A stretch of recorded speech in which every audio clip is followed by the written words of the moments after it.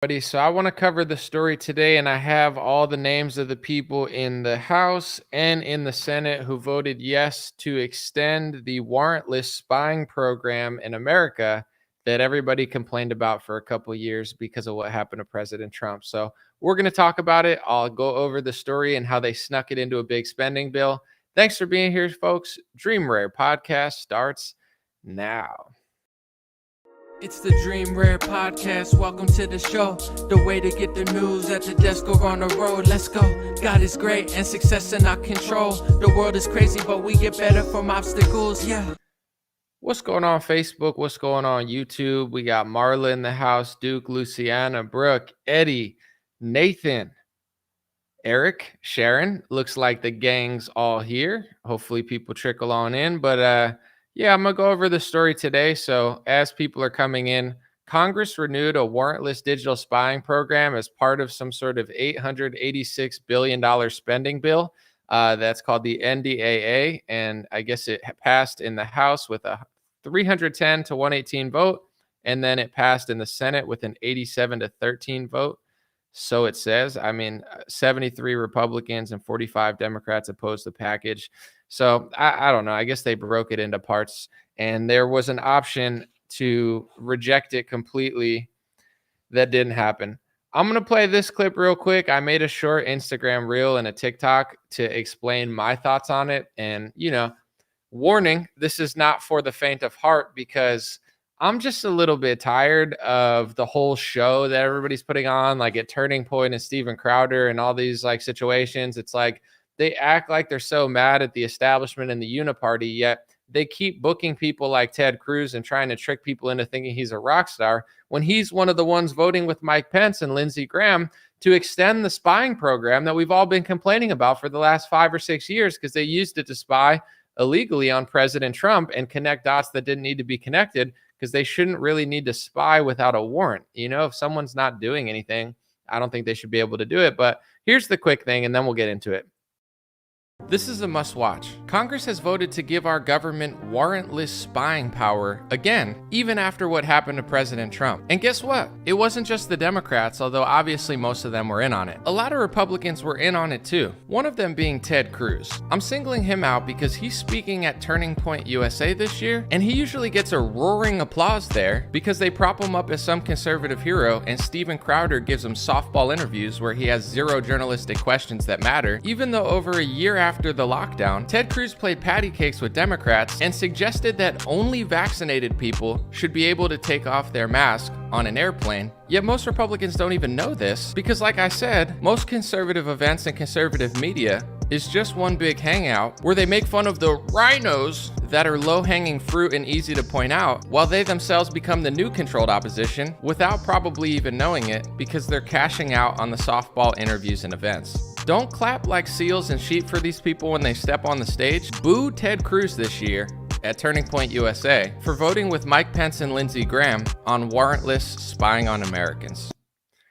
It's the rhinos. It's just the rhinos, guys. Welcome to the Trump rally with Lindsey Graham for the third time this year. It's just the rhinos. It's just the rhinos. Hey, guys, it's Benny Johnson. And did I tell you how based Ted Cruz is? Speaker Mike Johnson's based. Look at, he's a Chad. He's such a Chad, isn't he, guys? FISA spying's bad. Here's Ted Cruz, guys. He's like Mick Jagger at Turning Point. It's like, oh my gosh. Michael Tracy pointed out, he said, after years of screaming about FISA abuses against Trump, here are some of the self-declared MAGA Republicans who just voted to renew FISA 702 surveillance. Max Miller, Lauren Boebert, that's a shocking one, Mike Kelly, August Pfluger, Elise Stefanik, Mike Walt, Ryan Zinke, all voted after complaining about unlawful and I would say warrantless spying. Can't believe Lauren Boebert voted for it. So I got some of the names here. There's a reason I singled out Ted Cruz because it's because he's speaking at Turning Point USA, and Charlie Kirk's not going to say anything. They're going to be like, based alert, based. We're totally not controlled opposition. It's the rhinos. Oh, look at Ron DeSantis's boots and Mike Pence's fly on his head. Best. Oh, we're so best. And then everyone's going to be like in the audience, like, Ted the Cuck Cruz, and and then on Instagram someone says, anomaly, there's no solution in the video. The solution is to stop clapping for these people. I've been calling for 2 years to boo Ted Cruz as they just keep booking him for these donor events that are masquerading as for the people events. It's like, stop cheering for this guy. I saw him in 2021 and people were cheering like they just saw, Steven Tyler walk off an Aerosmith concert and throw his guitar pick in it. It's like, it's Ted Cruz. The guy's disgusting. And also, he just said that he thinks only vaccinated people should take their masks off on airplanes. Why are we cheering for this guy? But people cheer for him and then they're like, what's the solution? Stop cheering. When you cheer for people like that, they're like, oh, these idiots haven't figured out that I sell them out to the donors. These idiots don't. Stop cheering. Once you stop cheering for these people, they'll be like, oh, they figured out that we're scamming them. But what Republicans are genius with is they know how to just skirt responsibility to somewhere else. It's just Mike Pence. It's just this person. I mean, yeah, Donald Trump signed the Patriot Act and renewed it, and he never overturned the Smith-Mundt Propaganda Act, and he printed $6 trillion, but it's different when he does it. And we just have to figure out who to blame so you don't figure out that we're also doing it. And then everyone's like, what's the solution? It's like, to stop believing these people, believe what actually happens, not what they tell you. This is just for comedic value. I noticed this because DC Drano posted about Ronna Romney McDaniel, and I'm not even joking. I thought at first he was posting a picture of the transgender guy that switched genders. It's like Mr. B's sidekick, Chris. I'm not joking. I'm going to put them side to side. Have you ever seen these two in the same room? So this is DC Drano complaining. He says, it's now been 6 weeks since the disastrous 2023 election for Republicans. Why has Ronna Romney McDaniel not resigned? She's weak, unintelligent, can't fundraise, and a serial loser. And that is a guy who transgendered and is pretending to be a girl who's the sidekick for Mr. Beast. Am I tripping or do they look exactly the same? Because I think they look exactly the same. Let's read the comments. There's literally no difference between them. Like, I think they're the same person or they're related or something. Because I saw that picture and I was like, I've seen her on Mr. Beast before. But in general, it's like, why doesn't she resign? It's like, I don't know, because Donald Trump endorsed her and helped her get her position back, but you won't ever say that because you need Donald Trump. Like, it's like this big constant game that it drives you crazy unless you just know all these people are full of shit. And then it just becomes comical and sad. But I just try to make jokes about it, because I'm not going to just say, but it's like the cycle of psychosis. I want to just read it because I did like a list 1 through 6 and I left some stuff off, but this is like the list of psychosis that they put you through if you're a Republican. All right. Republican playbook. Number 1, they fund the opposition. So they just give money to the people they claim to hate. 2, they make government bigger. They claim to tell you, oh, we're going to make it smaller and shrink the deficit, but they never do. 3, they sign every spying bill. 4, they extend domestic propaganda with the Smith-Mundt Act and refuse to overturn it.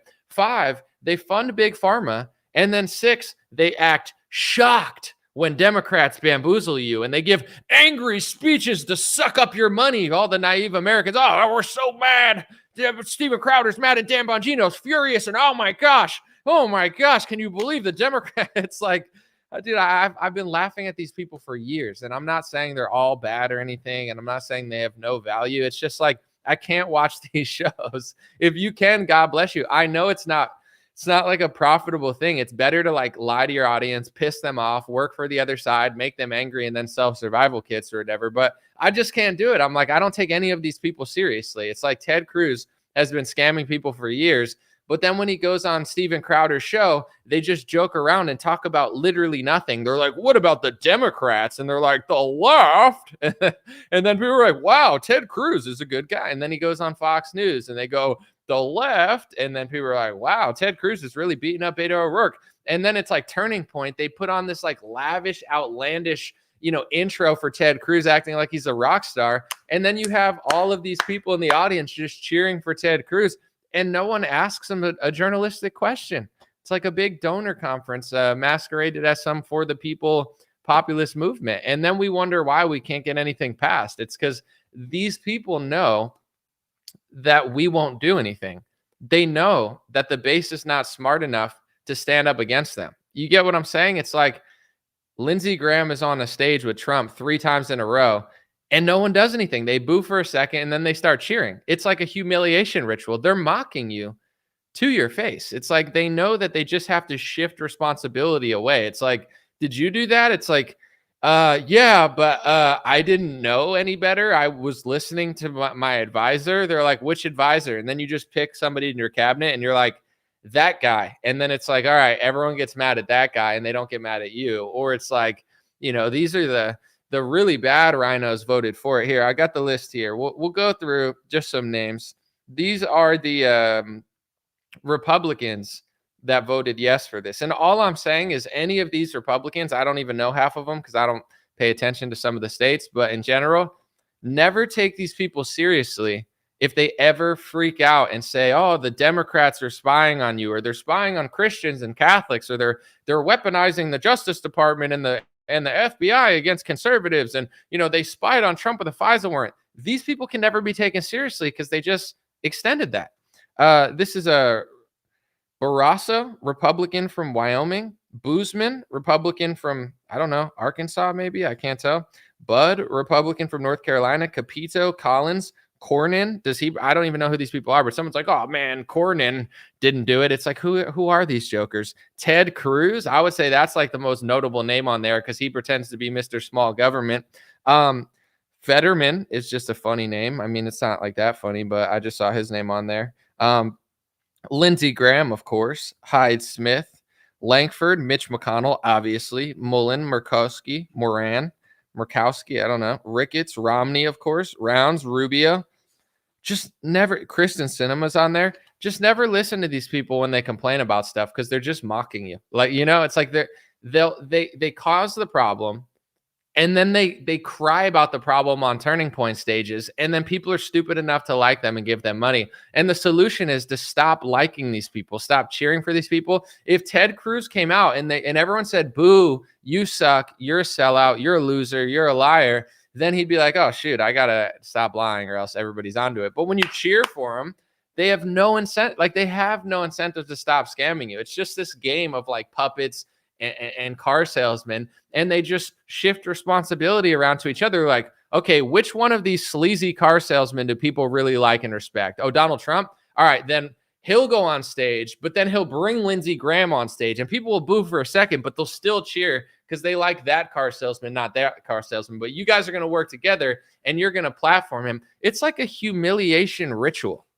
It's like a humiliation ritual. It's like Lindsey Graham is one of the biggest skeezy, sellout, sneaky, snaky Republicans in modern history. Yet Donald Trump has had him on stage more time than he's probably had on his own son this year. He doesn't have on any better supporters. Someone said Marco Rubio too. Of course, they're good 80% of the time, but when it really matters, they sell you down the river because that's what a good car salesman does. That's what all of these politicians do. They just figure out how to tell you what you want to hear and then work with the donors and the other party and then come back and tell you that they didn't just do it. They're like professional con men. And then when everybody starts figuring it out, they just throw one of them under the bus and figure out a way to still get him in. It's like Lindsey Graham sucks. He's one of the worst people in Congress. He absolutely should lose. Paul Ryan's not even in the government right now, but I'm sure if he was, he'd vote for it. But in general, it's like Lindsey Graham should be thrown out of the Republican Party, but Donald Trump is campaigning for him. He's literally putting him on the stage saying you should vote for him. And he's trying to kick Thomas Massie out of the club, who's the one trying to round people up with Rand Paul to stand against the domestic spying. The Republican Party is controlled opposition. MAGA is controlled opposition. And people's loyalty to the party now and to their people is not that. It's loyalty to Trump. So Charlie Kirk doesn't care about this stuff. He'll cry about it for a day, and then he'll put Ted Cruz on a stage and then cry that some other random Republican had Elise Stefanik on his website but didn't suck up to Trump enough. It's like a big personality cult surrounding Trump. None of these people care about anything. It's like this goofy loop circus to just run people in circles. Now I'm going to get to some of the people in the House. Lauren Boebert voted for this. That's crazy. Burgess voted for this. Dan Crenshaw obviously voted for this. That guy's the most obvious controlled opposition out of all of them. Darren Issa, Johnson, Speaker of the House Johnson. What does Benny Johnson call him? Chad? Oh, he's such a Chad. Dude, shut up. He's not a Chad. He was never cool. It's just Benny Johnson trying to click farm engage bait so he can make more money on Twitter. Just post whatever he can and act like everything's so cool. Speaker Johnson was never cool. And all I'm saying is this, like, anybody that told you that this guy was cool and he was going to be so much better, you should never listen to them. Like, it was so obvious from the beginning. I'm not saying you can't be optimistic or this or that, but anyone who tried to sell you Speaker Johnson as some sort of massive win, they should be laughed out of like any sort of conversation. Like, why are people? And then those are always the people that are so angry. You get what I'm saying? I'm passionate. I'm making jokes. I could be a little mouthy, but you don't see like pure anger coming out of me. Like, I'm not like screaming like, oh my gosh, I can't believe it. Like, that's all they do all the time. They just act shocked perpetually. Like, none of this is shocking to me. I'm just annoyed at it. But in general, it's like the people that are the most angry are the biggest liars. It's just like this weird trauma loop that they put you on. It's like Democrat media where they're like, Donald Trump's going to eat your children and destroy the world with a nuclear bomb. Kim Jong-un, Kim Jong-un. And then like Democrats are like, ah, you know what I'm saying? They scare the shit out of you. And then the commercial's like, are you scared? Is your skin falling off because Rachel Maddow's a psychopath? Is, you know, do you have eczema and you know, is your toe falling off because you got, you know, 4 shots in your? No, I'm just kidding. But in general, they're like, if so, you should take this pharmaceutical pill. Here, you know, it's like a trauma loop so they could sell you pharmaceuticals in the commercials. I'm sorry, but these Republican pages are exactly the same. They got you in these trauma loops, and then they, instead of like pills, they sell you like, you know, probably other things and like survival kits and stuff. And listen, take a survival kit, some gold. You know what I'm saying? I think gold and silver is valuable. I've sold it before because I think it's an ethical thing to sell. It's like, you know, a thing that's been around for thousands of years that has actual value that our currency should be backed by. But in general, it's like, I'm not a hater. Make your money, sell a product if it's ethical or you like it or whatever. But if you're just catching people in this like trauma loop where it's like scary, China power grid explosion, nuclear bomb. And then everyone's like, ooh. And they're like, Speaker Johnson's based. And you're like, he's based? And you're like, yeah, he's really cool. And you're like, oh no, he tricked us. Oh, shoot, Patriots. But catch me at Turning Point USA talking with half these jokers and controlled opposition clowns where we all tap dance for our donors and pretend like we're doing it for you. And we suck off Trump for sponsorship money. It's like, cool. Yeah, that one's so hard to, that's a Scooby-Doo mystery that you can't, it's just annoying. It's like, stop trauma tricking your people. Like, you know, I try to make jokes and calm people down because it's like, am I going to act shocked by like something that happens? You know, it's like if Biden did something like terrible, it's like, what? Biden has nutcrackers dancing weird in the, you know, like I saw people share that thing. They're like, someone said, you're scaring me. Well, I'm sorry, I'll tone it down. But, there's like nutcrackers dancing and they're like, I can't believe this is a crazy. It's like, dude, what part of them debasing our entire country for the last 40 years? Like at this point, if they did anything normal, it would be like shocking, not them just doing what they always do. But of course, Dan Crenshaw voted for it. Steve Scalise. Oh, Kevin McCarthy, the big loser who's resigning from Congress in shame because he got kicked out of his gavel position. He's like, you know, I'm going to resign now, taking his ball and going home, but selling out America right before he takes his ball and goes home. So he's like, right before I leave Congress, like a little baby, like the little Kevin McCarthy baby he is, he's got to just allow them to domestically spy on you guys. You know, no big deal. Warrantless spying. And then 5 months later, he'll be back on TV being like, can you believe the Democrats are spying on Trump without a warrant? Can you believe that? Let's see who else voted for it. I don't even know half these jokers. There, Fluger, who is that? Bice, Banks. I swear these people don't exist. They just show up on this paper when I look at Congress. They got some real characters over here. But anyway, let me know what you guys think in the comment section. This is my takeaway, as it's been for a while.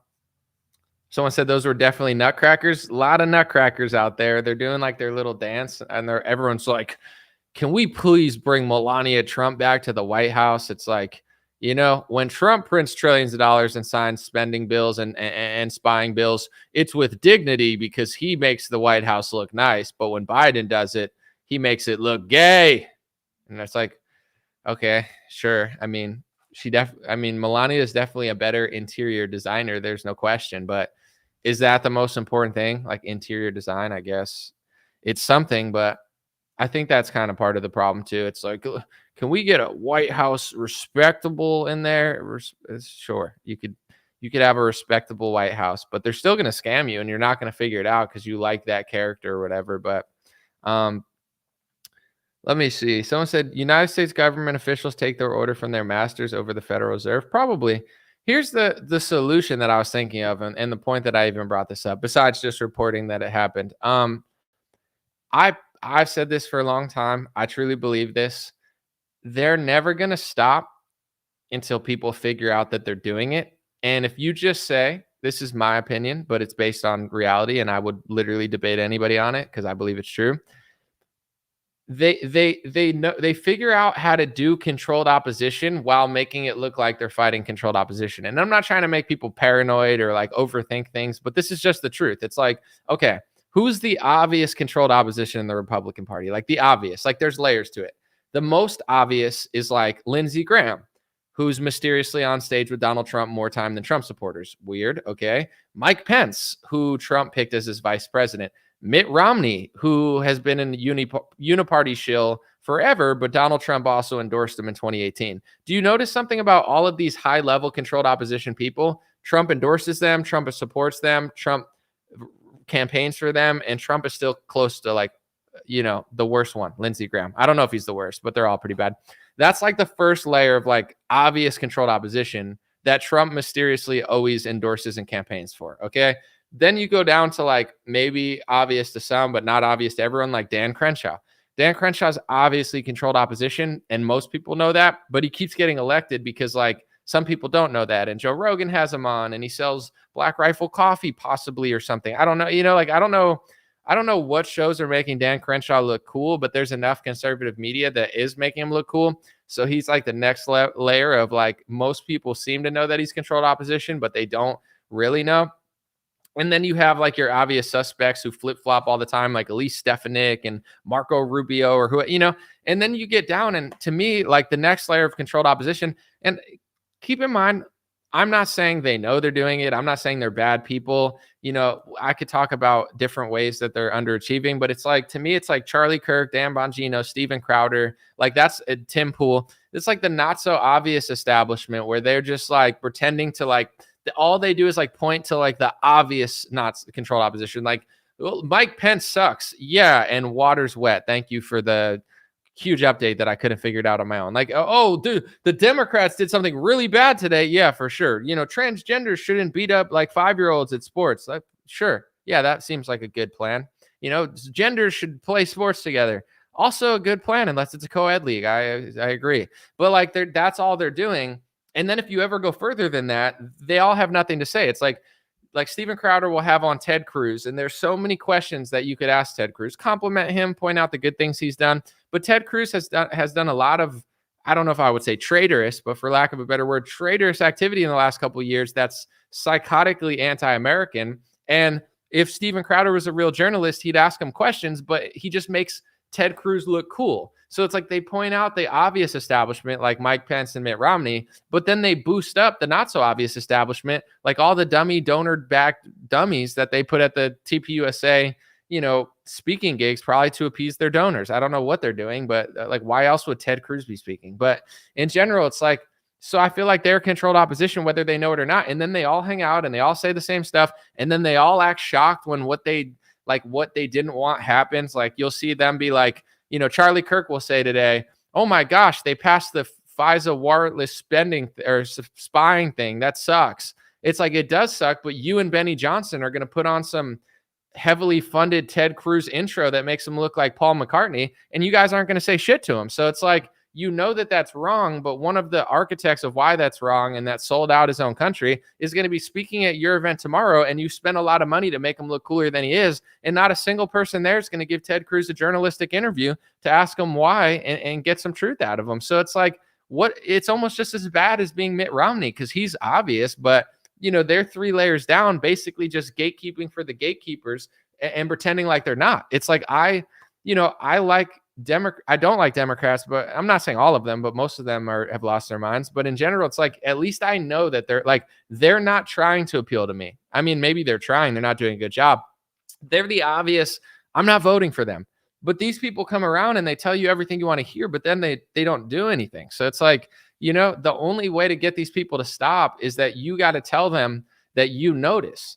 But now here's the thing, is like everything in the TPUSA conservative world is just a Trump bootlicking competition. So they know Trump makes all the money, Trump sells all the merch, Trump is the cash cow, Trump is the idol. So their loyalty is to him, not to you or anything else. So it's like this game of catch up that everyone's playing. How do I spin this to look this way? And like nothing's real anymore. It's all stupid. And then Charlie Kirk and Dan Bongino and Steve Bannon and all these people are going to be like, in a year, they're going to be like, I can't believe that happened. It's like, guys, you covered up for Donald Trump for 3 years as he ran around conservative media saying the vaccine saved the world and it saved 100 million lives and was a great human achievement. You all knew that wasn't true, but you all covered for him. So how are you going to be shocked 2 years later? He's had Lindsey Graham on a stage this year more than he's had Steve Bannon on a stage. And you guys are going to act shocked in a year when things don't go your way? Things aren't going your way now, and you guys are covering it up, making believe that it's like so good when it's not. So it's like, to me, these people are all professional actors or professional politicians. They want their piece of the pie. They want the money from Trump or the power from Trump or the position from Trump or the social circles that go along with just closing your mouth and being a new age gatekeeper pretending to expose the other gatekeepers. And it's like, do what you want, but just stop acting so shocked. Like, if the Republican Party stabs us in the back again and all these Trump people stab us in the back, they're stabbing us in the back right now. You're just not admitting it, because loyalty in the party has nothing to do with the truth, the American people, or the Constitution. It's loyalty to one guy who has already proven that he doesn't even play 5D chess. He hires the swamp. He takes the money. He sells out. He passes speech regulation for a foreign country. And then he gives trillions of dollars to Democrats and sells vaccines harder than Bill Gates. Like, that's the leader of our party right now. So let's just not act shocked when things don't go our way in a year or 2 years. They're not meant to go our way. The only way they'd ever go our way is if people called out this nonsense and said, hey, we noticed that this is happening. Let's just be honest about it, call a spade, and try to, reform our party from within by being, transparent. But that's not what anyone does. What they're going to do is act super, super angry every time something goes wrong and get a lot of clicks from it. And here's what I have to ask myself, which I haven't even really thought of until now. I've thought of parts of it, but I've never really said this exact thing. When Charlottesville happens, Democrats get massive fundraising. When Charlottesville happened, Democrats get a lot of views. When January 6th happened, Democrats get a talking point. Democrats get a wall around Congress. Democrats get, CNN gets record number of viewers on CNN because of January 6th. So you have to ask yourself, as much as they hate January 6th, how much do they really hate it when it just drives money and power to them to have something to point at to the right as a fundraising scheme? And it's the same thing with the right. I've talked about Trump's mugshot and stuff, but it's like, you watch all these shows like Bannon and Bongino and Crowder and Tim Pool. And what do they do when something goes wrong? They stream about it and get a crap load of views about it. So it's like, how much do they really not want stuff to go? Like, how bad do they really want to stop it when it's like this constant cycle of a cash cow for them? Like, I don't personally think some of these people, I think, deeply care, but a lot of them, I don't think they do care, because whether Biden or Trump wins, they've made tens of millions of dollars off of like the political sphere. So it becomes this sort of thing where it's like, if I say this truth to my people that really cuts to the bottom of the root of the problem, that's the truth. That's like the full truth, but I'll lose 50% of my business. I'll lose the speaking gigs. Turning Point won't book me. Do I want to lose that? No. So I'll just shut up and only talk about these things. And that's what everybody's doing. That's why I say all this stuff and no one ever disproves what I'm saying, because it's true. Trump took a meeting with Bill Gates in 2018 and passed an executive order before the lockdown that matched exactly what Bill Gates told him. But you'll watch these pages and they'll complain about Bill Gates when the guy that they worship is literally working with them. But they don't care, and they're not going to disprove it because it's all provable with articles and mainstream stuff.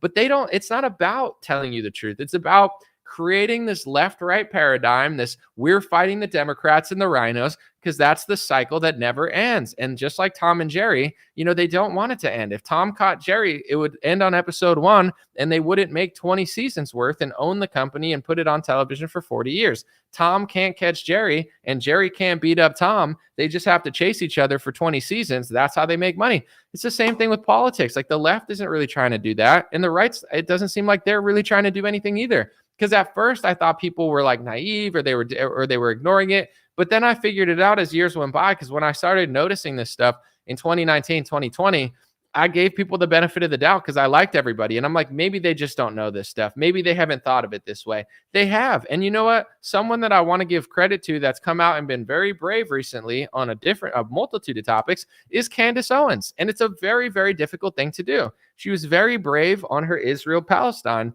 coverage. She was very brave on the pharmaceutical industry and calling out vaccines. And these are two topics that most Republicans would never touch. It's not that they don't know what Candace knows. It's not that they don't think some of the things that Candace thinks. It's because they know the consequence of what happens when you talk about those things. And you'll notice as soon as Candace Owens started having both sides of that war on her show, you had Daniel Horowitz or David Horowitz or whoever, like the Horowitz Institute of whatever, they fund a bunch of Republicans, come out and condemn Candace Owens. You had the media go after her. Charlie Kirk got called a Holocaust denier. It's like, that's what happens if you go to certain places. So most people just don't go there, not because they don't think it or know it. They just don't want to deal with the consequences of losing money, power, and getting smeared by the press on their side. So they just don't say anything. It's like they know a lot of these things. They just don't want to deal with what comes with it, which is understandable. No one wants to deal with it. But the thing is, if you're going to sit and complain about a FISA bill spying on Trump for 6 years, and then you're going to host and support and fundraise for and make $1,000 intros for to make them look cool, people that are voting to allow them to warrantless spy on you, but you'll talk about it, but you won't confront that person. How much do you really care? Like the level that people think these Republicans care and the level that they actually care are not even close, but the thing is, it makes total sense. It's like, why do people show up to work, right? Like, why do you work for this corporation and make this amount of money and you don't really like it that much? And if you hit the lottery tomorrow, you wouldn't be there. How many people that are watching the show right now would do the same job tomorrow if they hit the lottery? I'm going to admit, I probably wouldn't. I mean, I would get back to doing this stuff, but I'd take like a year vacation or something, or a couple months at least. It's not like I'd come back and do what I'm doing and I'd do hip hop music, but I'm not going to lie. If I hit the lottery tomorrow, I'm taking a long ass break. I'm not working as hard as I am. Neither's anybody here. So it's like, how does Don Lemon do this, right? Well, he gets paid millions of dollars and he does something that he probably doesn't even believe in. And yeah, we see that happening on the left. Some people believe it, some people don't. Bill Maher plays the game. Everybody plays some sort of game to make the money that they're doing. But the audiences think that these people are here just like telling the truth and sacrificing so much. Like, thank you so much for telling the truth. You're sacrificing so much. Guys, they own, like, some of them have net worth of hundreds of millions of dollars. You know what I'm saying? Some of them own part of Rumble and Locals, and they've made tens of millions of dollars off this stuff. I'm not saying it's a bad thing. I want good people to be rich, and I want conservatives to make money, but like, they're not sacrificing as much as you think they are. They get carted around in golden helicopters all the time and get to speak for $40,000 a conference. So make these people work for you. You get what I'm saying? If I end up making tens of millions of dollars off this stuff, stop paying me if I stop doing a good job. If I just start half-assing it, you know what I'm saying? Then it's like, stop watching, but people keep rewarding these people. And the easiest example I could give is Ted Cruz. He says that he thinks only vaccinated people should take their masks off on an airplane, which is an insane, psychotic thing to say. It's disgusting. I want to confront him as a man and say, Ted Cruz, you got vaccinated because you're a little boy, that follows orders or whatever. You're so special. You're so great. You wanted to travel. You're a congressman. You're setting an example. Are you saying that I should wear a mask on an airplane and you should be able to take yours off? That's the resolution that you're passing. That's what you're tweeting, that fully vaccinated Americans. What if someone got one Pfizer shot? They should have to put a mask on. Like, Ted Cruz is an idiot for that. But no one even talks about it. Crowder never asks him about it in an interview. Charlie Kirk never asks him. They just praise this guy. They make him look cool. They put him on Fox News. They put him on all these podcasts. And then he speaks at Turning Point USA. And now they're brainwashing tens of thousands of kids to say, look, Ted Cruz is really cool because he says things on a stage. And this year it's the same thing. He just voted. He was one of the standout people that I thought wouldn't vote for it, who did vote for it. and he's going to be on stage in 2 days at Turning Point, and no one's going to say shit to this guy, and they're all going to cheer him on, and Benny Johnson's going to say they're base. These people are controlled opposition. They're just pretending to not be. They're like, look at Mike Pence, we're base. No, you're not. You're just grifting and sucking America dry while they get slapped in the face, and then you convince them that it's just Biden doing it and just Democrats when you're in on it too. It's actually even more disgusting than what Democrats are doing, because they're not even pretending to help you, or they're doing such a bad job that you know they're lying. But when it comes to Republicans, like, they're the ones that are like reaching out to grab your hand, and then they throw you in a fire pit to hell and say based as you're falling down, and claim that it was John Fetterman that kicked you in the stomach when they bought the boot for John Fetterman to step on your neck. Like, that's who the Republican Party is. And it will stop when people realize it's happening. Ted Cruz, I've been saying this for 3 years now, if you've been watching my show. Boo Ted Cruz. Boo Ted Cruz. Every year, Turning Point books him. Steven Crowder has him on his show, and they ask no journalistic questions, and they create this false paradigm, total psyop, that he's some ethical guy, and then he gets cheered and cheered again. So what message will that tell Ted Cruz if he gets cheered on the stage tomorrow or whenever the Turning Point event is, the totally not controlled opposition, totally not donor event, totally for you event or whatever, with the totally amazing people. If he gets cheered when he goes out, he's going to think to himself, these people like what I do. You know what I'm saying? They don't even notice that I'm selling them out. They just, all you have to do is say Trump, or make fun of Ron DeSantis's boots, or make fun of Mike Pence, or talk about Beto O'Rourke, or make a joke about the left, And that's what Turning Point did. I was there and I listened to like 10 speakers. Unfortunately, it was really hard to, because I liked the event. It was fun to network and stuff. But, all the speakers, they all said the same thing, the same jokes, the left, the same making fun of liberals. It's like, that's the shtick that works on the audience. And, once people figure that out, that's when it stops. That is the solution, is letting these people know that they're doing it. If they can always create a Trump versus DeSantis versus Mike Pence, Benny Johnson versus Mitt Romney, Ted Cruz versus Beto O'Rourke, there's always like a way they can skirt the liability for it. And that's what both parties do. Like, oh, I didn't do it, it was Biden. I didn't do it, Trump did it. No, it was just Pence. Pence was your vice president, you picked him. Yeah, but I mean, it's not my fault that I picked him. It's someone else's fault. I don't take accountability. I'm Trump. People are brainwashed into thinking I never did anything wrong. When I do everything, they give me all the credit for it. And when I don't do something, they blame it on someone else that I put there. It's like, that's the new party now. So, and then people will hear that and they'll be like, oh, DeSantis much? And it's like, that's the false paradigm thought process of like, oh, if you say that, then it must be that. That's how they keep getting away with it. So, I'm just so annoyed at these people, because I know what's going to happen at Turning Point is like, it's just a big griftathon. All of these gatekeeper, new age controlled opposition people that pretend to totally not be controlled opposition, they're just going to sit there and make money and say nothing and lick each other's boots. And that's like the handshakes behind the scenes unwritten rule. It's like, all right, we're all friends now. We all speak at the same conferences. Let's not question each other. Let's not interview each other. And here's my thing. It's like, if we're all just doing something, it's not a big deal. These are sitting Republicans. Like, I'm not just asking you to bother somebody. You know what I'm saying? Like, I'm not a mean person. Like, oh, treat everybody like shit and grill them. When I interviewed Vivek Ramaswamy, he's running to be the president of the Republican Party, and nobody knew who he was 2 years ago because he worked for a pharmaceutical industry and said nothing that made sense to anybody in our culture. So it's like, I'm not just randomly questioning this guy to be a dick. He's running to be the president of the United States, and nobody knew who he was 3 years ago, and his videos got 20 views, and he wanted people to watch them, but nobody cared until now. Doesn't mean he's a bad guy. It's just like, that's why I'm asking questions.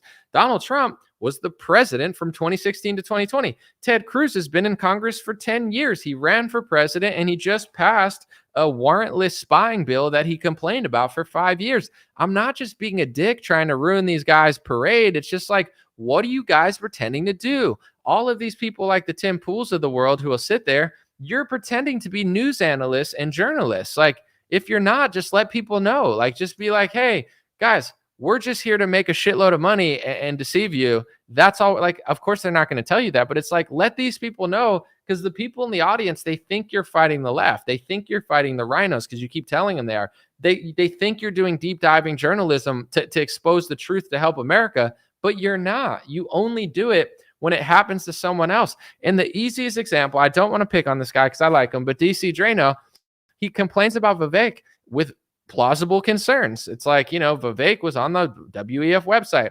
Vivek did this, Vivek did that. And the thing is, I don't disagree with them. But here's the thing, and here's why nobody really listens to it. DC Drano likes Donald Trump a lot, hangs out with him, goes on helicopters, goes to Mar-a-Lago.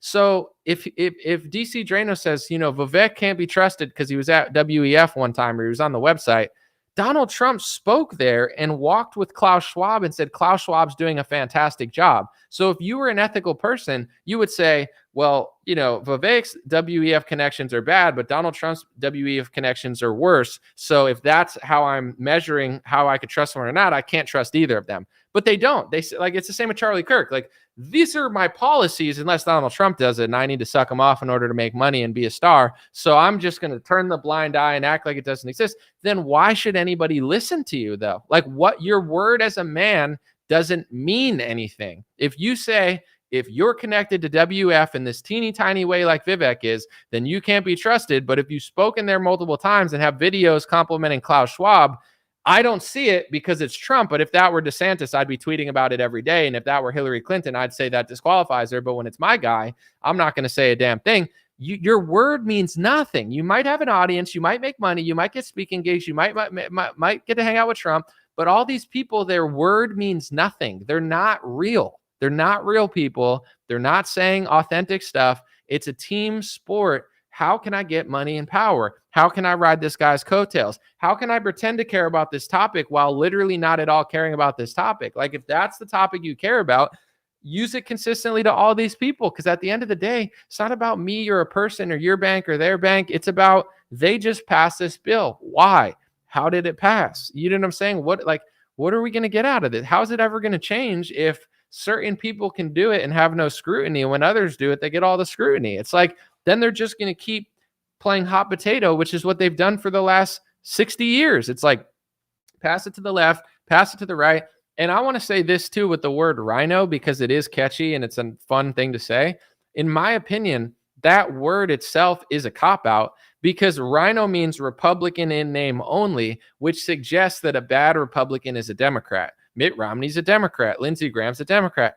They're Republicans. You know what I'm saying? They're not rhinos. They're Republicans. It's just, they're bad. Like, it's not like only Democrats can be bad and Republicans are so good. So if a Republican's bad, they're really a Democrat.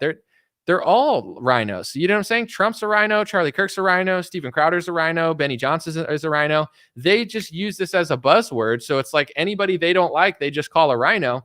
But it's like, one, you are a Republican, just a bad one, a dishonest one. Like Lindsey Graham is a Republican, just a bad one. But these people, it's like, if you just like Trump, now you get to just call everyone a rhino, and that makes you really ethical, even though you don't even have to explain yourself.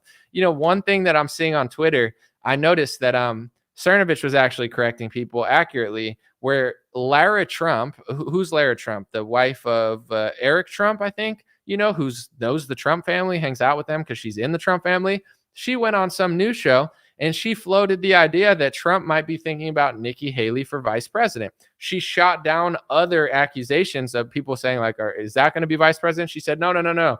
With Nikki Haley, she said, like, don't rule it out or something. Like, she floated the idea that Trump may be considering Nikki Haley as a vice president, right? So long story short, he might not. I wouldn't freak out over it, but you have to understand that rumor came from Lara Trump, who's in the Trump family. So you don't have to believe her, but that's where it came from. You have all these pro-Trump accounts saying it's the opposition trying to say that Trump's going to hire Nikki Haley. No, it was, and then Cernovich was retweeting everybody. He's like, no, Lara Trump said that. And then DC Drano too. He was like, it's these people. And it's like, no, Lara Trump said that. And then someone said, oh, DeSantis, it's the DeSantis people. They're trying to plant this idea that Trump's going to pick Nikki Haley to beat Trump. DeSantis didn't make the rumor up. Lara Trump said it on the news. Like, Cerno is at least pointing that out. And it's like, but this is the modern day Republican Trump movement. You're brand is not how honest you are, it's how delusional you are in support of Trump. So even though it's clear, whether you believe it or not, that the rumor that Trump is going to maybe hire Nikki Haley for vice president came from someone in the Trump family, it pays to pretend like DeSantis said it. Like, you could just sit there and say DeSantis made this up, and you're wrong. Like, you're provably lying. But nobody cares, because that's how the movement is. It's like, oh, who do we blame? What do we say?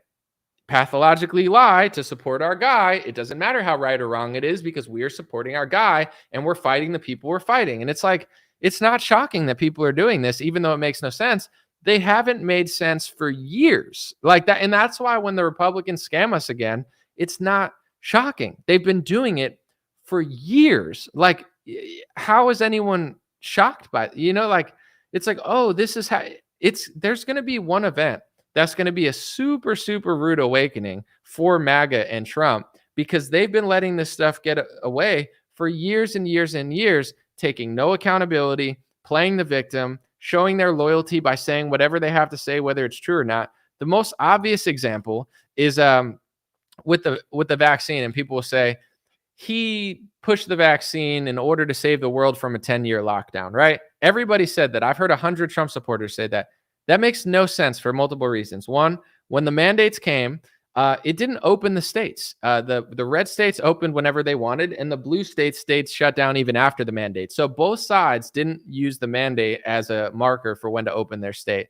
With that being said, Republicans opening and Democrats stayed locked down after the vaccine. It was the competition between the states that lost New York and California $1 trillion. The whole reason that they opened is because they were losing trillions of dollars to other red states, and they were losing business. So the vaccine mandate and the vaccine coming, it didn't stop a lockdown. The lockdown was stopped for other reasons. But in general, rushing the vaccine helped the pharmaceutical industry. If they would have took 4 years to study this vaccine, no one would have gave a shit about it in 4 years. Everyone would have figured it out, and they wouldn't have made millions of dollars, and they wouldn't have been able to use the emergency use authorization. So the truth, the provable truth is that the vaccine was rushed for the pharmaceutical industry, but Trump people like Trump so much that they made up the dumbest theory in the world that the only reason that he rushed the vaccine was to save the world from a 10-year lockdown. It makes no sense. If Hillary was there, they wouldn't have said it. If DeSantis was there, they wouldn't have said it. It's like, this is how psychotically delusional the Trump movement has gotten,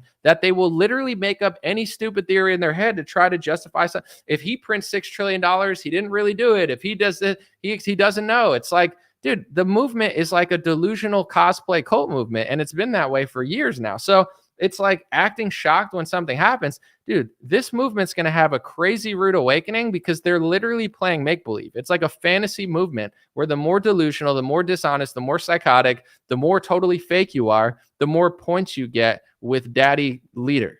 So it's like, when stuff doesn't go people's way, people will be like, oh, I didn't see that coming. I've seen it coming for 3 years, and there's going to be one day in the next couple of years where what I'm saying, everyone's going to figure out, and they're going to act shocked, and they're going to act disappointed, and Dan Bongino's going to scream about it, and Steve Bannon's going to stomp his hand, and Ben Shapiro's going to mumble like this, and Charlie Kirk's going to talk like this, and everybody's got to pretend like he's a good orator because someone put him in that position that he doesn't deserve, and Ted Cruz will be on stage pooping his pants talking about cigars and Beto O'Rourke, and everybody's going to have their new brand of like, oh, I can't believe this happened.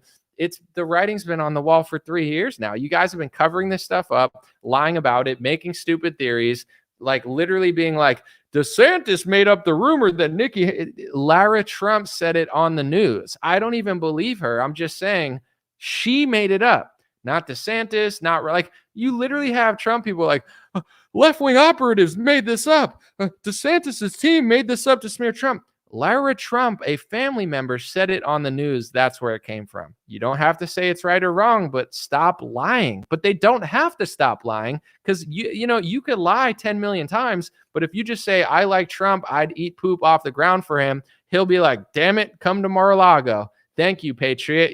So that's all these people are doing. They've lost their minds. And then when they lose their minds, they come and say, oh, you lost your mind over this stuff. I'm fine. I'm just like, there'll be a day when everyone figures this stuff out. That's why I'm not upset about it. Like, one day people are going to snap out of it, and then they're going to be like, who said that? Anomaly. The same way when I told people before the lockdown that vaccine mandates were coming, before there was a vaccine, it's like, oh, where did I hear that from? And other people have said it years prior, but it's like these things are easy to predict when you pay attention to what's going on. Like they're going to use warrantless spying against you again. They're going to use the warrantless spying that Ted Cruz just helped them pass against Trump, against Republicans, against them, against Christians, against, people protesting a foreign war. And then when it happens, all these same Republicans that ignore who did it are going to be like, damn, who could have saw that coming? It's like, me? Everyone? I don't know. All right, I'm gonna read a few comments. I'm gonna keep this under an hour if I can. I want to let you guys know too. Have a good Christmas season. If you're not Christian, then find God. You cow. No, I'm just kidding. But God bless you too. Happy Hanukkah and happy Kwanzaa to my 5 supporters who celebrate Kwanzaa. I don't even know, what do Muslims celebrate now? Anyway, happy holidays, but very Merry Christmas to my Christians and to everyone else. Find God. No, I'm just kidding. I just thought that was funny. I try to be respectful. Someone said, anyone think Obama might be the Antichrist? I don't think Obama's as important as people think he is. Like, he was a puppet for 8 years. Now he has a Netflix show where he brainwashes people. But in my opinion, and I say this as someone who never trusted Obama, the Obama's running the government is just it's like a low level right wing cop out to really figure out who's running the show. It's like Obama's not running the show. He was a puppet himself. He didn't even run his own administration, let alone run this administration. It's just what Republicans tell their audience to brainwash them into thinking that there's not like 5 layers deeper than Obama. It's like, who's running the government? John Fetterman. It's like John Fetterman's not even running his own brain. He's probably like demonically possessed or literally half brain dead. But like there's more important people than Obama. I'm not saying he's not important, but it's like he's definitely perverting Netflix with some weirdo propaganda, and he definitely ran the government for 8 years. But I don't know. It's like, yeah, Obama is running the world, sure. Anomaly, have you read what the Talmud says about Jesus? Yes, I have. The Talmud is a wild book. I've not read it because it would take like 50,000 years to read it. It's like an encyclopedia, but yeah, I've seen it. Someone said Trump didn't run shit, Obama didn't run shit, Bush didn't run shit. I agree with that. I don't think they were like that influential, but someone said Obama voters ruined America. No, no. That's what Republicans tell themselves to stay in the false paradigm. It's like you could say Obama voters ruined the country, but like you think Romney would have fixed the country? Like, do you know those 2 elections were Obama versus Romney and Obama versus McCain? Romney was not going to do crap. McCain was not going to do crap. Like there's no difference between Obama and Romney. Like a Supreme Court judge, maybe. Like you got to get out of and I know this is like, I'm not trying to blame Dan Bongino because I don't even listen to him, but like those type of people are brainwashing Republicans with this rhetoric. Like Obama voters ruined the country. Guys, those 2 elections literally didn't matter. You think 8 years of Mitt Romney would have saved the world? Dude, Mitt Romney sucks. He helped Obama make the Obamacare healthcare. Romney worked on. I believe it was repackaged Romney Care. They're all in on it together. It's like a big joke. And all these controlled opposition radio hosts on the right will tell you Obama's doing it. And then all these controlled opposition people on the left will tell you that Trump's doing everything. And then they get you guys to fight over literally nothing as the bankers and the pharmaceutical industry in foreign countries look at you and laugh hysterically at you. And that's why they humiliate you on a weekly basis to just see if you're going to take it. And everybody keeps taking it. It's like Obama's the problem, not the fact that I'm still showing up to Trump rallies, even though he put Lindsey Graham on the stage for 3 years. Like, Lindsey Graham is just as shitty as Obama, and Lindsey Graham is being platformed and campaigned for by Donald Trump. So like you're as big of a problem as a Obama voter if you can't figure this out. It's so obvious. It's right there in everybody's face, waiting for everyone to figure it out. They're just waiting for you to come to this conclusion. But if people can't come to it, you're just as bad as an Obama voter because you're in another false paradigm thinking that an election 16 years ago is what ruined the country, not a million other things. Like, Obama voters didn't help the country, but like you weren't going to save the world by voting for John McCain. I promise you that he would have sold you out just like Trump did in 2020. Like they're all, you know, someone said, I said Obama voters. Why? No, anybody who can't figure out what I just said is just as big of a problem as people who voted for Obama. Like the problem in America is not people who voted for one of two candidates. Like, you get Obama or Romney, but and that's what the media does too. That's why Republicans are controlled opposition, because like Democrats will tell their voters, who the problem is, Mitt Romney voters and Trump voters, and then the Democrat media will be like, what the problem is, Obama voters, and it's like you only have two options. Like, how are you going to spend 4 years getting mad at Trump voters? It was Trump versus Hillary. Like Trump was the more logical pick, like I could even figure that out. Like I wasn't even like a Republican at the time. And it's like, Hillary sucks. So like when people voted for Trump, it's like, yeah, I get it. He seems like the least sold out. He seems like the most, the highest chance of him being different. Like, and then the media spends 4 years convincing Democrats that the big problem is Trump voters. But then Republican media says that the problem is Obama voters. And it's like, neither one of those is the problem. Like, it's not, it's deeper than that. And, it's still going on. It's like, I still see people like, are Biden voters happy? And it's like, I mean, if you're mad at the border being more open than it would have been under Trump, then you have a point. But if you're talking about inflation, it doesn't make sense. And I'm not trying to like ruin Republicans' 2024 election, but like, that's a lie. Like, if Republicans won in 2020, inflation was still going to come. It's from all the COVID money printing. Like that's where it comes from the COVID money printing that Trump printed and Biden printed. That's why inflation's so astronomically high. But it's just easier to tell people that like, where that came from here. And then people go, I'm going to go run and vote for the other guy. And it's like, but that guy was here when it started. Like, it's so obvious. But someone said, I still see people praising Biden on Facebook. Praising him for what? Like what has he done that's even praiseworthy? I could think of like two things that he's done out of like 10,000 that I don't even compliment because I don't feel like it. Where is Ye? He's dropping a new album. I don't know. Tonight, probably. All right, I got a few more minutes. I want to read. Yeah, I just want to know why people are praising Biden on Facebook. That's funny. Presidents are selected, not elected. I mean, I think the vote counts, but if you can control both sides, it doesn't matter who people vote for. It's like if the election is Obama and Romney, they don't care who wins. It's like, I'm not going to, maybe your vote counts. It might not, but it might. But if it does, it still doesn't matter. Like to me, this is like the layers of like, people will say, well, the election was taken in 2020. Okay, here's a layer deeper than that you'll never hear. The election was taken from you in 2016 because you got your president, but the swamp was still elected. The FBI director was a person that Biden wanted to keep there. The pharmaceutical swamp took over the government, and Donald Trump printed money and ran us into a deficit and did nothing to stop lockdowns. So you get what I'm saying? Like you could sit and do the controlled opposition, like honky tonk with all the Trump supporters that say the 2020 election stolen. Let's brainwash you into only thinking about that for 4 years. So you never figure anything else out. Or you could be like, well, also we won in 2016, but we didn't even get anything done. So that election was kind of stolen from us too. Because even when we win, we still lose. Like you didn't win 2016 to 2020. I know people have short memories and they think like, oh, it was so great when he was there.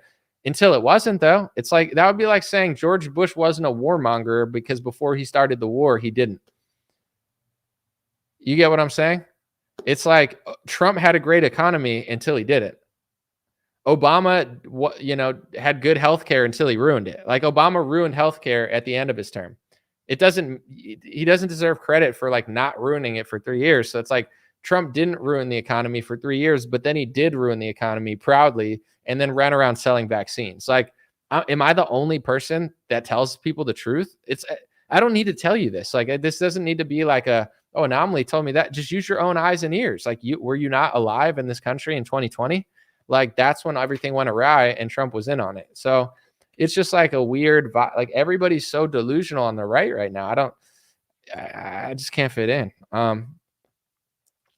Someone said Styx Hexenhammer's wife left him. I didn't even know he was married. I'm going to be an adult right now and say, God bless Styx Hexenhammer.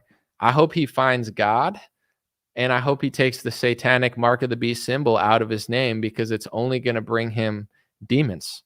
So, let's say a prayer for Styx. God bless Styx. Anybody, single, married, divorced, not, pray for everybody. Pray for peace. Pray for his family. Pray for him to make a family and keep his family, or whatever it is. I would never joke about that. God bless him. And I also will pray for this. Lord, can you please show yourself to Styx? He needs to work out a little more. He's definitely way too skinny. He looks like a garden stick. Also, he's got the mark of the beast. You shouldn't play with Revelation like that. He's got the mark of the beast in his name, so clearly the guy's filled with demons. And I pray for those demons to be released from him, because when you're demonically infiltrated, like Styx Hexenhammer, mark of the beast symbol, satanic boy, when you're satanically possessed, that's when you spread it to everyone else. And that's why when we debated, he tried to brainwash Trump supporters into thinking that when Trump prints trillions of dollars, it doesn't cause inflation, but when Biden does it, it does cause inflation. It's like it's deeper than just political analysis, folks. So pray for him, pray for his family, and don't make jokes about his wife leaving him, if that's even true. I didn't even know he's married, but if it is, God bless him, and pray for his healing. But he's got to get those demons out of him, man. It don't matter who you're with. If you're joking with Mark of the Beast like that, it's no way to live your life. It's all good though. He needs some of Anomaly's protein. I mean, he makes me look like Arnold Schwarzenegger. You know what I'm saying? I think my pinky's stronger than him.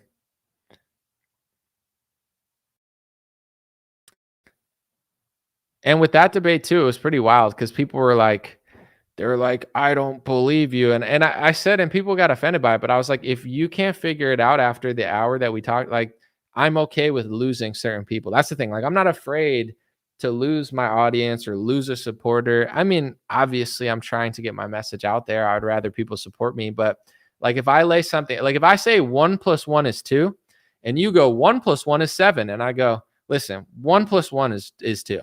And then you're like, well, technically, I mean, if 1 + 1 is 2 when Biden does it, but 1 + 1 is 7 when Trump does it. And I'm like, 1 + 1 is literally always true. It's not like a political thing. It's just like basic mathematics, and then someone says 1 + 1 is 7. I go, okay, if you can't figure out that 1 + 1 is 2, you're too stupid to be here. Go listen to that guy. And people are like, oh, you want us to leave? Yeah. Yes, absolutely. You're calling us stupid? Yeah. Absolutely. You say if we're too dumb to figure it out, we should just go somewhere else. Yes. Because if I'm deep diving into some complex thing and you don't get it, it's like, I understand there's things that I don't understand. But if I'm saying 1 + 1 is 2 15 times and you can't understand something like that simple, then yeah, I'm totally fine with people leaving, because you're just going to like dumb down everybody in the audience. Pig Skinner for Life says you're very delusional, brother. About what? Like, what do you think I'm delusional about? I'm just curious. I got to go soon, but appreciate you guys. And, have a good Christmas season. I'm going to do videos, but I'm going to be doing a few things. So I'll have some stuff, but I'm coming back super, super strong in January and trying to update a few things. I might move the location of this too and try to like get a better backdrop. I don't know. Do you guys like this backdrop? It's okay, but I'm not good with lighting and stuff. I got to figure that out. Someone said you've kind of been stuck at the same depth for a bit now. Enlighten me, memory man. Where are you? Tell me how deep you are, my guy. I'm delusional about being a hip hop rapper.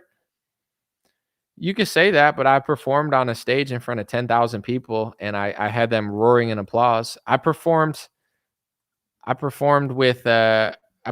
a motorcycle rally with 2 major bands that have like billions of streams, and I got one of the loudest applauses. I have a new song coming out, and I don't want to say the name of it, but it's coming out in January 5th, and it's going to be one of my best songs ever. So you could say that, but I'm a competitive person, and I truly believe you could say I'm delusional. I truly believe I'm one of the best MCs in the world, and I know that sounds crazy. You can call it delusion. I don't care. I like a challenge, but I've been rapping and rhyming since I was in third grade. I do that more than political analysis. I just haven't shown everything that I'm capable of because I've been doing other stuff. So I promise you, there's going to be a moment where where everyone's going to be like, "Dang, I didn't see that coming." So let it be, like John Lennon said. Did he say that? Someone said it. Someone said people are jealous. I mean, some people might be, but some people also might not like it, you know? I'm a very self-aware person. Like I had my buddy Andrew on yesterday and I was telling him like what I saw and he was like, some people are just like going to treat you that way and I was like, I don't care how like that's not what I'm worried about. I'm more like talking about the psychology of the situation. Like I don't care what people say to me on Twitter.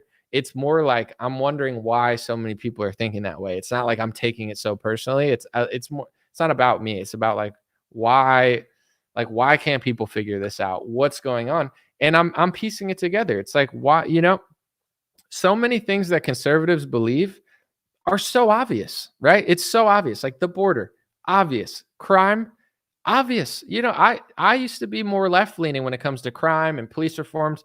I get it. And I still have compassion. I get it. How come people can't get it?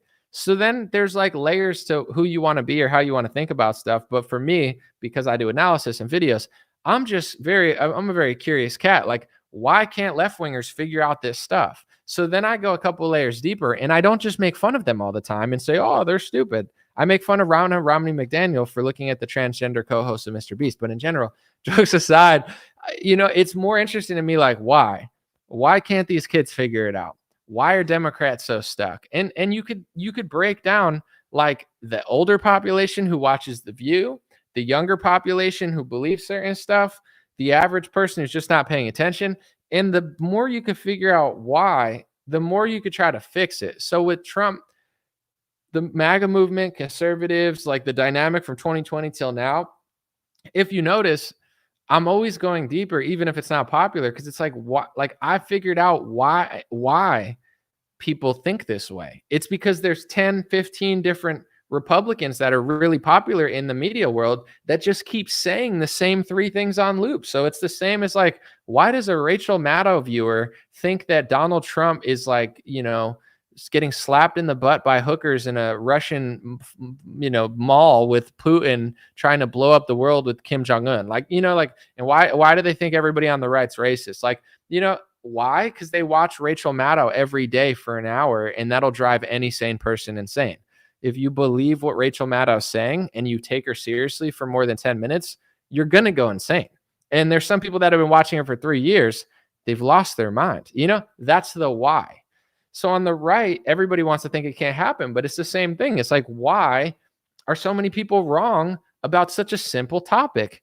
And I figured it out. It's because there's so many people just saying the same thing over and over and not going to certain places. So I'm always trying to just figure stuff out. I'm not like overly upset about it or like super angry. It is annoying when they keep selling us out, but I'm trying to figure out like how to fix it. I'm not just like, oh, stupid. It's like, even with the Trump putting Lindsey Graham on a stage and saying his vaccine saved the world, I think he's kind of like, it's like a stress test. Like, how much will these people put up with? How much will these people do for me? How like he put up a video recently. And listen, I want to preface this by saying I like Laura Loomer. She's always been nice to me. We've met years back. Like she's always been cool to me. We've never bothered each other. We think differently about a lot of stuff. That's fine. I saw that Trump shared a video of her saying that like, Trump comes before any man in her life. Even like a boyfriend she had or something that said, you care about Trump more than me. And she said, yeah. And then it didn't work out. And Trump shared that. You know what I'm saying? Like Trump shared that video and was like, yeah. And then I saw a video of Carrie Lake where Carrie Lake said, my husband's my number 2 man. My number 1 man is Trump. And it's like, dude, I would divorce any woman who said that immediately. You know what I'm saying? Like if my wife doesn't love me more than a freaking guy in politics, then it's like, go marry someone else. Like, that's disgusting. Like, it's not going to work. So it's like nothing against Laura Loomer, nothing against Carrie Lake, but it's like Trump incentivizes this behavior. It's like, yeah, turn on your husband for me. You know what I'm saying? Like, lose this for me. Like, it's all loyalty to him, where it's like, to me, if someone said to me like, Anomaly, I love you more than my husband, I would say, It's a terrible idea. I hope you don't even know me. I mean, I appreciate people that like me. I want you to watch me. But if you've been with your husband for 15 years and you guys have kids together, I pray that you don't like me as much as them. I would much rather you love them, because it's putting me in a weird situation. And also, they're your husband. You should love them more than some guy on the internet. You know what I'm saying? But like, that's called being humble and being like, I want you to support me and like me, but don't do that. But Trump doesn't do that. He says, do that. Do more of that. Give me that. I want, and like, so there's a lot of that going on on all aspects of life. It's just like a religion almost around him, where it's not compatible with certain things. It's just crazy. Like when Carrie Lake said that, she's like, my husband's my second favorite man besides Donald Trump. It's like, dude, I'd be going getting the divorce papers right there. I'd be like, oh no, I'm just joking. You're not, though. It's like, you're not. If Donald Trump divorced Melania, are you telling me Carrie Lake wouldn't remarry with him? Of course she would. She'd probably ditch her husband in a second. She's not kidding. She just doesn't have the option to do that, but she probably would in a heartbeat. So it's just weird to me. But someone said not religion, it's a straight up cult. And a lot of it is just based on like social things. Like, you get things for doing that. You get places, you get money, you get gigs, you get rides on a helicopter. So it's like, do you want to lose that? And I mean, maybe that's similar to a cult. They'll take stuff away from you, but it's like, what are the financial business? Oh, someone said thought she was a lesbian. I didn't mean to put that on the screen, but I don't know. It might freeze on the screen. It's just like, to me, the reason I talk about it is two reasons. One, I want the country to not fall apart because I have to live here for a long time. I'm not going anywhere. I love this country. And then two, I want to actually try to solve problems. And in order to solve them, you got to like understand them in order to fix them. You know what I'm saying? Like, that's the only way to do it. So I'm not trying to seem like I'm just complaining aimlessly or anything. That's not what I'm trying to do. I'm trying to analyze it. And the truth is too, and this is what I hope I'm going to leave on this note.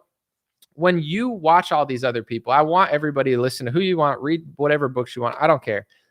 If you consider what I'm saying, though, it's like, for example, if you're ahead of the curve on certain things, you're not overwhelmed by the information. Like when I watch, and I'm not trying to be rude, but when I watch Alex Jones, he overwhelms me because he's just like acting like it's all so scary and nuclear bombs and stuff. And when I listen to a lot of these Republicans, they just yell and it's like they try to like scare me and instill fear into me. Be afraid of the Democrats, be afraid of the war, be afraid of this, be afraid of that. But in my view, they're not solving the problem, and they're part of the problem in the sense that they're not being honest about what's really going on. So when I say this sort of stuff, it's like, we could joke about it, we could laugh about it, and we're not like perpetually in this like cycle of like trauma and fear and survival kits and trauma and fear and survival kits. Like, I'm trying to get people out of the trauma cycle that right-wingers are putting them in, just like I did for a long time, try to get people out of the trauma cycle that left-wingers were putting them in, because they both kind of do that. So it's not meant to be like hateful or anything. It's meant to help people so they could see it. And then it's like, oh, I didn't stress out for 2 years, and I didn't freak out over the same topic for 15 years because I kind of saw it coming, where it's like,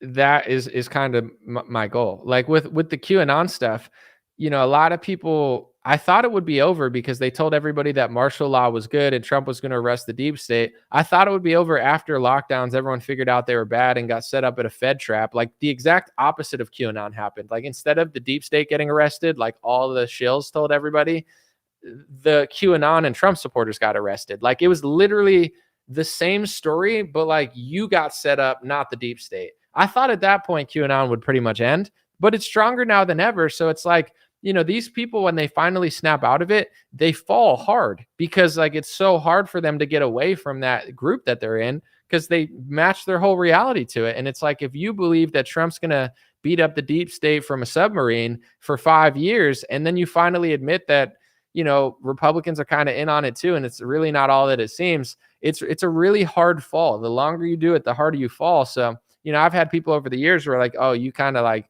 snap me out of that. Like, I still believe some stuff, but like, yeah, no, that makes total sense. And it's like trying to help people because like it's with the Trump stuff too. I hope Trump beats Biden if he runs against Biden, if it's him and Biden. And I hope he accomplishes stuff, and I hope he closes the border and stops the war, because Trump in his prime is a special guy. But it's like, if it doesn't happen, there's gonna be an event that like people are gonna snap out of it, and their fall is gonna be so hard, and it's gonna be so brutal. And it's one of those things where I think like, a lot of people are living vicariously through that thought process because they're afraid of ever thinking that it's not happening. But if it is truly not what they think it is, then you got to tell yourself, like, at some point, unless this is just like a cosplay movement, like, that's why I always make that comparison, like Comic-Con, like they all know they're being like, like they're all dressing up, and it's like this agreed upon, like, let's just goof around and pretend for a while, and it's fun and harmless, and then you go back to your real world. Like, people are doing that with politics. So when this cosplay movement kind of like has cracks in it, like the fall is going to be hard because people can't separate reality from the Comic-Con cosplay that it's been going. And I just hope that, I pray for people to like crush it and win, and I hope Republicans do stuff, but that's kind of the goal, is to get people to see through the circus so they don't get so stressed out by it. It's not to stress people out, to be like, oh my gosh, both parties are in on it, I'm screwed. It's like, no. Like, just don't like get caught in trauma loops of like the story. Like, dude, if you watch some of these Republican pages when they're talking about, they're like screaming at the top of their lungs about like, like China hacks and stuff. It's like, are they really that afraid of China hacks, or do they just know if they scared the shit out of you, that you're going to buy whatever they're selling, or, like the survival kit or whatever? It's like, and sell the kits. I mean, it's good to have food. I'm just saying, I don't think these people really believe what they're saying. I just think they know that's kind of how you like keep people on a plot. Like, the Democrats are coming and China's hacking, and oh my gosh, the Washington Post said it, so give it, and it's like, I don't think people are in a good headspace. JK said, I'll buy you lunch, but I'll take my wife over you. She's pretty banging. I mean it. You're a handsome dude, but appreciate you. No, I mean, it's one of those things. Thank you, Jay. I've had like there was this one woman who came up to me at like a concert, right? And it was like two chicks with two guys. I mean, I don't know how old she was, maybe in her 30s or 40s. I'm not sure. She came up to me, was like, Anomaly, I love you, gave me a hug, whatever, took a picture. And like, I thought she was on a date with somebody, because honestly, if I were the husband, I would have been pretty annoyed. I'm not going to lie, because she just ran away from the dude she was with, hugged me, took a picture, didn't explain it to him at all. Like, yo, this is a guy I follow online, like what she should have. And then just completely blew him off. So, I just assumed it was like the first date. Like, the vibe to me was like that was her first date, and she didn't care if she ruined it completely because she liked me more than her first date. So when I got back, I just asked, and I was like, I was just curious, who were you with? And she was like, that was my husband. And I was like, damn, that was kind of messed up in my opinion. So like, obviously I stopped talking to her, but, and I never said anything in general, but it's like, I could be like, yeah, that's awesome. But it's like, no, if you're married to somebody, like, your loyalty should be to them. I appreciate the love and stuff, but I felt like personally, if I was the husband and my wife did that to like some random person online that she follows and didn't explain it to me, I would have been annoyed. So I felt for the husband. I was like, I don't know about, but like some people have different relationships. Like Carrie Lake goes up there and she's like, if, he's my number 2, Trump's my number 1. And it's like, ha ha ha. If that were me, I'd be like, divorce, no. All right. Anyway, God bless you guys. Appreciate you. Have a beautiful day. I'll be back with more videos soon. And we're doing stickers for anybody that buys any sort of merch for the end of the year. We're throwing in some stickers for Christmas. Appreciate you guys. If you get it in the next couple of days, it'll probably be there before Christmas. It should be. All right. Peace. Hey, what's going on, my friends? Just a few ways to stay in touch and support if you'd like to. The first way is dreamrare.com. We have blue beanies, black beanies, pink hats, other colored hats, freedom versus tyranny shirts, stay blessed long sleeve, God is great long sleeve, and lots of more cool items coming soon. Dreamrare.com. Check out the shop to support. Everything's made in the United States. Handpicked by me. Patreon.com/raretalk. For $5 a month, you can help support me, support the show. If you haven't noticed, unlike other channels, I don't work with very many sponsors, sometimes none at all. And part of the way I'm able to do that is with the dreamrare.com shop and patreon.com/raretalk. So thank you guys for keeping this show free, unimpeded, uninterrupted. I'm forever grateful. My free email list is stayintouchwithme.com. So check the links below in the description, or just type in on any browser, stayintouchwithme.com, all one word. You'll find my email list, put it in there, and it's the least annoying email list you'll ever be on. I barely use it because I don't like getting emailed every day or every week. It's annoying. so I don't do it. StayInTouchWithMe.com. It helps me take back some power away from big tech. Telegram, t.me/DreamRareChat or @DreamRareChat. Due to censorship, I post all my live stream and videos there. Sometimes I have some bonus content, and I try to give people a heads up when Facebook or YouTube won't. DreamRareChat at Telegram. My Instagram is @DreamRare. Thanks for everybody following there for shorter content. And DreamRareLinks.com, that's DreamRareLinks.com, has all my stuff. My podcast on Spotify, Apple Podcasts, my music on Spotify and Apple, my Rumble page, my BitChute and Gab page. All my links are found at DreamRareLinks.com. Thanks for watching, folks.